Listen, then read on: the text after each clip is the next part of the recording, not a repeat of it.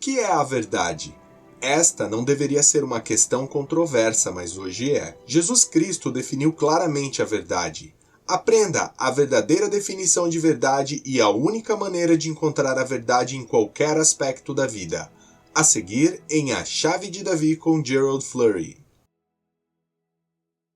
Saudações a todos.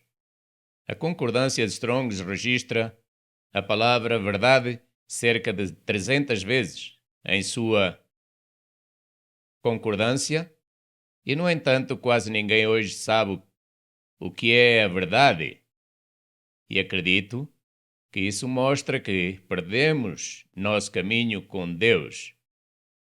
Não conhecemos nossas Bíblias da maneira que deveríamos. Portanto, isso é especialmente verdadeiro nos Estados Unidos e na Grã-Bretanha, as nações da primogenitura, e na nação judaica, a qual é a nação do cetro.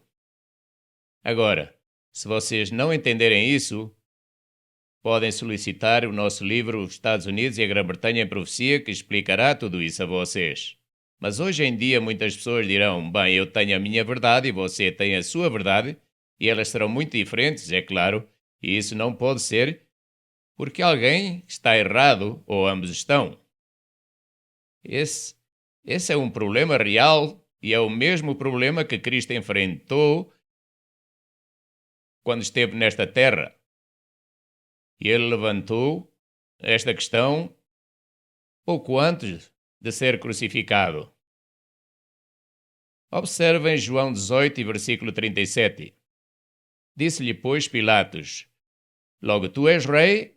Jesus respondeu, tu dizes que eu sou rei. Eu para isso nasci, para isso vim ao mundo, a fim de dar testemunho da verdade. Bem, o que acham disso? Ele veio a este mundo para dar testemunho da verdade. Assim que isso deve ser crítico. Ele continua dizendo, todo aquele que é da verdade, ouve a minha voz. Isto é revelador. E depois, na primeira parte do versículo 38, diz, disse-lhe Pilatos, que é a verdade. Ele não sabia o que era a verdade. O que é? A época da Páscoa estava chegando e aqui Jesus Cristo estava prestes a ser selvagemente espancado e crucificado e desfigurado mais do que qualquer outro homem, diz Isaías. Então, por que Cristo discutiu a verdade nesse momento? Por que ele estava tocando nesse assunto? Bem, isto certamente está relacionado à Páscoa e aos dias santos de Deus. No versículo 37, Cristo realmente falou sobre a verdade pouco antes da crucificação. E estava muito próximo. E Pilatos não sabia, e a maioria das pessoas não sabem. E se não soubermos o que é a verdade, então estaremos espiritualmente em trevas. Precisamos de entender isto. É um assunto super fundamental. No versículo 37, Cristo também disse, todo aquele que é da verdade, ouve a minha voz. Agora, isso certamente é revelador e extremamente importante porque ele está dizendo, veja, se você é da verdade, você ouve a minha voz. Bem, quão importante é ouvir a voz de Deus e provar que você está ouvindo. É disso que ele está falando. Uma declaração reveladora com toda a certeza. Ouça a voz de Cristo, se você é da verdade.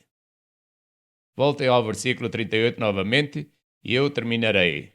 E dizendo isto, tornou a ir ter com os judeus e disse-lhes, não acho nele crime algum. Então no versículo 1 do capítulo 19, ele disse que não tinha nenhuma culpa nele, mas começou açoitando Cristo com chicotes. No entanto, este era um tirano gentio, de uma natureza muito violenta. E os soldados, tecendo uma coroa de espinhos, lhe puseram sobre a cabeça e lhe vestiram uma veste de púrpura, e diziam: Salve, rei dos judeus, e davam-lhe bufetadas. Então Pilatos disse: Não acho nele crime algum. E no versículo 5, saiu, pois, Jesus fora, levando a coroa de espinhos e o vestido de púrpura, e disse-lhes Pilatos: Eis aqui o homem. Ele percebeu que este era o homem dos homens. Jesus Cristo era um homem real, e este tirano selvagem reconheceu que este era um homem, e ele sabia muito sobre guerreiros de verdade. E de fato Cristo era isso. Então ele continuou e disse: Eu nenhum crime acho nele. E observem que no versículo 7 ele diz: Responderam-lhe os judeus: Nós temos uma lei, e segundo a nossa lei deve morrer, porque se fez filho de Deus. Ele está dizendo que é filho de Deus. Isso é uma pena de morte, que eles pensaram, ou pelo menos disseram isso. Versículo 8. E Pilatos, quando ouviu esta palavra, mais atemorizado ficou. Ora, aqui está este líder ferozmente perturbado em muitos aspectos, mas ele estava mais atemorizado, pois eles disseram que este homem se estava chamando Filho de Deus. E isso o deixou com mais temor. Ele percebeu que poderia ser e pensou a respeito, e isso aumentou o temor em sua mente. Pilatos era certamente um tirano, e o homem dos homens estava ali diante dele, e ele sabia que esse homem era especial, e então ele começou a perguntar-se: certamente parece que se ele era realmente o Filho de Deus, seria essa a verdade? Seria isso verdade? Na verdade, esse foi o assunto que o próprio Cristo abordou aqui. Deve ter sido muito importante para Cristo fazer isso. E este soldado romano violento e bárbaro estava mais atemorizado.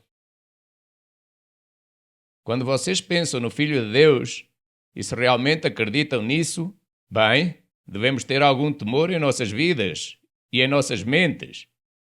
Esta é a verdade suprema diante de nós. Mas Pilatos se perguntou: é este realmente o Filho de Deus? Ou algo assim?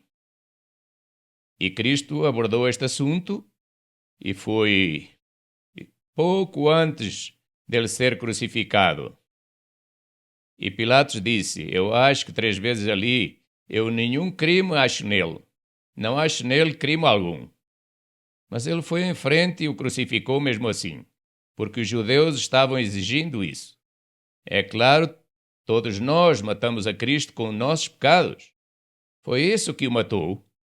E ele teve de morrer para pagar por esses pecados. Essa é a verdade. Parte dela, uma grande parte da verdade.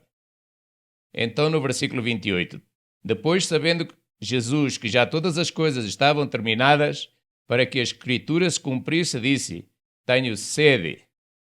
Este é o versículo 28. O que ele quer dizer com para que a Escritura se cumprisse aqui?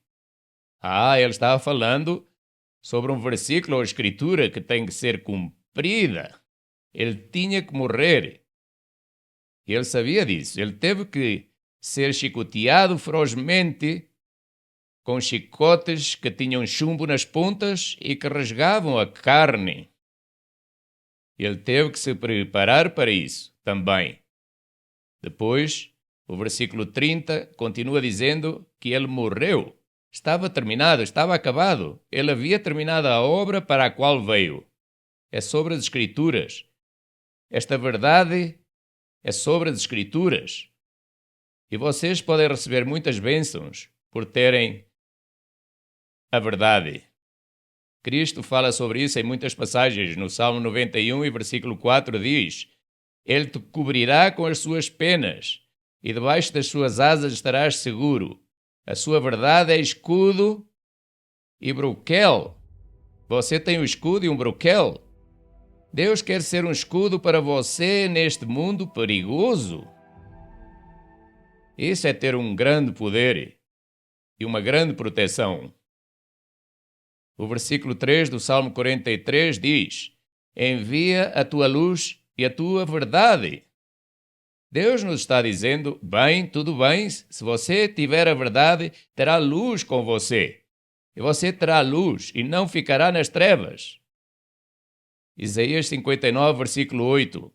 Vou apenas parafraseá-lo para vocês. Ali se fala sobre paz e verdade. Você tem paz se tiver a verdade. Se você tem a verdade, é isso que você tem. Em Zacarias 8 e versículo 19 diz: E o jejum do 10º mês será para a casa de Judá gozo e alegria e festividades solenes. Amai, pois, a verdade e a paz. Amem a verdade e a paz e terão gozo, alegria e festividades solenes. Essa é uma promessa de Deus. Isso tem de acontecer. Ele não pode mentir. Satanás não pode dizer a verdade. Não há verdade nele.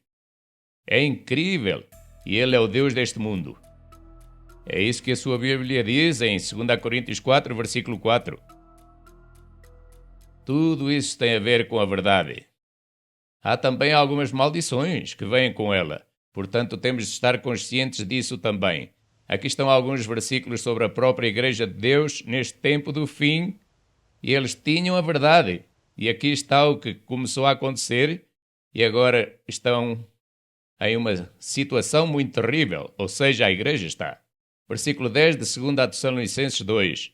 O versículo 10 diz: E com todo o engano da injustiça para os que parecem, estão perecendo, deveria dizer. Estão perecendo porque não receberam o amor da verdade para se salvarem. Eles não amaram a verdade. Bem, nós temos que amar a verdade, ou estaremos em sérios problemas. Versículo 12. Para que sejam julgados todos os que não creram a verdade, antes tiveram prazer na iniquidade. Eles simplesmente não queriam seguir a Deus. Eles queriam ir para o mundo e fazer por lá o que quisessem. Então, vocês podem ler Daniel 8, versículo 12, onde diz que o próprio povo de Deus lançou a verdade por terra. Eles já não a queriam. Eles simplesmente a lançaram por terra. Não é de admirar que estivessem perecendo. Esse é um problema sério. Temos que conhecer a verdade, especialmente aqui no tempo do fim. Amem a verdade. A mensagem de Malaquias lhes dirá muito sobre isso. Nós temos de amar a verdade. E deixem-me ler-vos sobre o amor ligado e conectado à verdade. Aqui está o que 1 Coríntios 13, versículo 1 diz. Esta é a versão padrão revisada. E este é o amor de Deus. Ele está falando sobre a ágape. É sobre o amor de Deus. E Deus continua repetindo isso aqui, em suas escrituras. Versículo 1. Se eu falar em línguas de homens e de anjos, mas não tiver amor, sou como um gongo sonoro ou um símbolo que retine. E se tiver poderes proféticos e entender todos os mistérios e toda a ciência, e se tiver toda a fé a ponto de remover montanhas, mas não tiver amor, nada sou.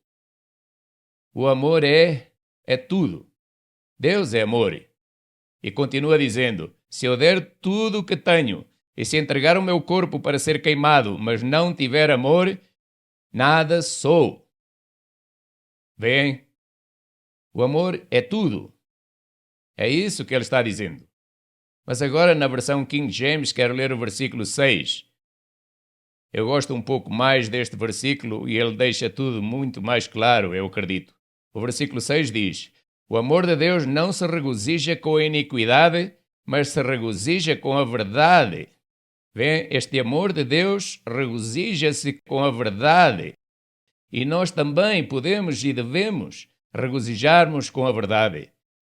Ela traz alegria e regozija as nossas vidas. Deus se alegra com a verdade. E Ele quer que sigamos esse exemplo e teremos todo tipo de alegria, festas solenes e vidas maravilhosas. É tudo sobre o amor de Deus que é uma parte poderosa da verdade. E qual é essa verdade? Nós precisamos saber. Efésios 4, versículo 15 diz: Antes, seguindo a verdade em amor, cresçamos em tudo naquele que é a cabeça, Cristo. Cristo é a cabeça da igreja. Temos que falar disto em amor, não com ódio ou algo do gênero.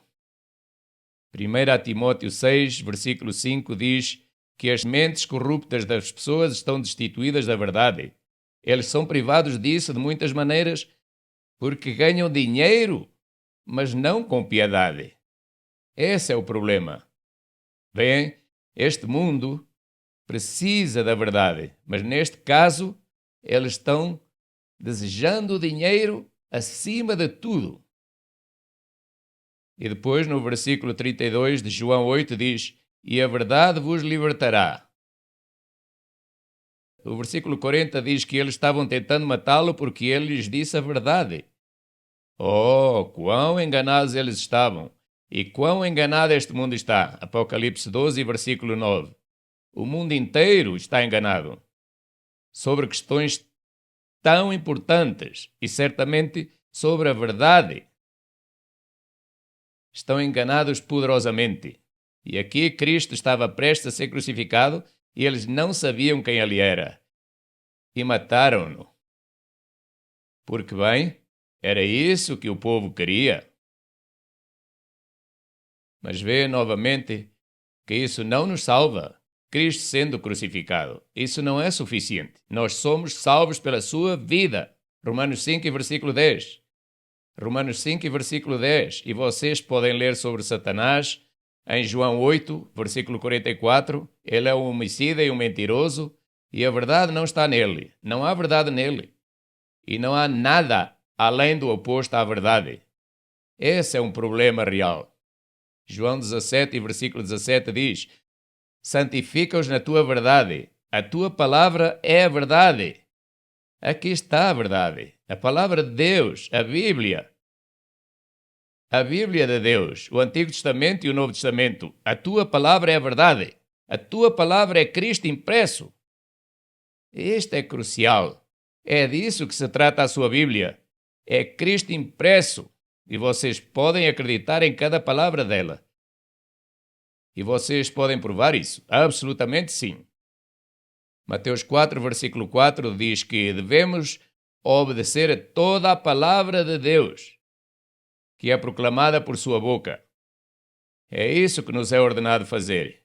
Bem, isso é o que nos separa do mundo. É isso que significa santificar. Isso nos separa deste mundo. E nós estamos ali mesmo com o próprio Deus, apoiando-nos e amando-nos de todas as formas que possamos imaginar. O versículo 19 acrescenta algo a isso. E por eles me santifica a mim mesmo.